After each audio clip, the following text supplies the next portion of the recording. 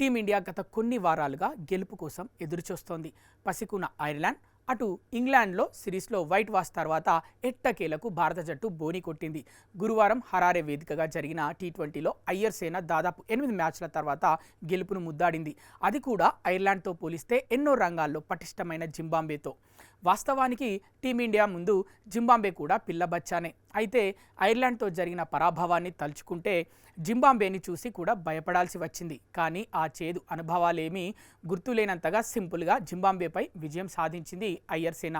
ఇక్కడే టీమిండియా అభిమానులు ఓ విషయాన్ని నొక్కి చెప్తున్నారు. పాత గాయాల ఛాయలేవి కనిపించకుండా జింబాబ్వేపై గెలిచిన తీరును గుర్తు చేస్తున్నారు. ఇదంతా తాత్కాలిక కోచ్ వివిఎస్ లక్ష్మణ్ ఘనతేనంటూ కామెంట్లు చేస్తున్నారు. ఎందుకంటే 11 సెలెక్షన్ విషయంలో గంభీర్ మార్కు ఎక్కడా కూడా కనిపించలేదు. గంభీర్ ఉంటే ఎక్కువగా ఆల్రౌండర్లంటూ అసలుకే మోసం తెచ్చేలా చేసేవాడని అంటున్నారు. ప్లేయింగ్ 11 కాంబినేషన్ చూసుకుంటే 6 జెన్యూన్ బ్యాట్స్మెన్స్ ఉన్నారు.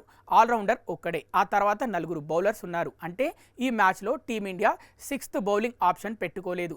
సేమ్ టైం నెంబర్లో 8లో బ్యాటింగ్ ఆప్షన్ పెట్టుకోలేదు. చాలా వరకు ఓల్డ్ స్కూల్ పద్ధతిలో లక్ష్మణ్ టీంను పిక్ చేసుకున్నారు.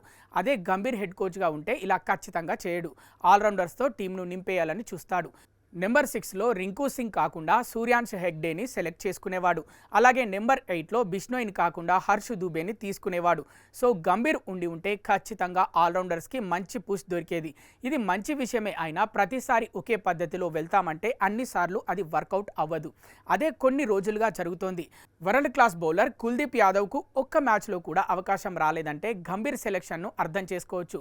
క్వాలిటీ ఆల్రౌండర్స్ ఉంటే ఖచ్చితంగా ఆల్రౌండర్స్తో టీంని నింపేయొచ్చు. కానీ మన దగ్గర చాలామంది పార్ట్ టైం ఆల్రౌండర్లే. అటువంటప్పుడు జెన్యూన్ స్పిన్నర్, జెన్యూన్ పేస్కి వెళ్లాల్సిందే. అదే ఇప్పుడు లక్ష్మణ్ చేశాడు. గెలుపు బోని కొట్టాడు.